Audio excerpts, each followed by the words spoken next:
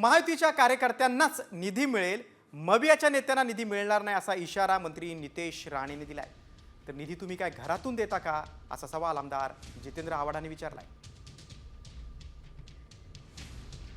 जिल्हा नियोजनची निधी असेल, पक्षाची कुठलीही सरकारची निधी असेल, ही फक्त महायुतीच्याच कार्यकर्त्यांना भेटेल, बाकी कोणालाही भेटणार नाही। जिथे जिथे उबाटा किंवा महाविकास आघाडीचे सरपंच असतील, पदाधिकारी असतील, ती त्या गावामध्ये एकही रुपयाची निधी देणार नाही। आपला बॉस वरती खंबीर बसलेला आहे, मला कसली चिंता नाही।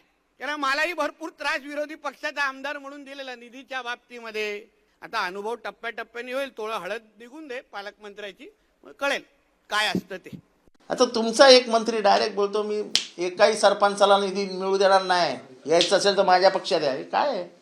नाही पटत तुमचा नाम आमचा राजकीय दृष्ट्या, आम्ही लढतो आहोत, लोक आम्हाला निवडून देतात। तो निधी काय तुम्ही घरनं नाही, तुमच्या शेतात येत नाही। जो महसूल जमा होतो महाराष्ट्रातनं त्याच्यातनं देता, तोही देताना तुम्ही त्याच्यात भेदभाव करता। खरं तर मुख्यमंत्र्यांचं नाव घेतलं आहे की मेरा बॉस बहुत मजबूत है। त्या बॉसला मी विचारतो, अरे बॉस तुमचा स्वभाव तर असा नाही आहे, तुम्ही तर मदत करता। मी अनुभव घेतला आहे, देवेंद्र फडणवीस मदत करतात हा मी अनुभव घेतला आहे।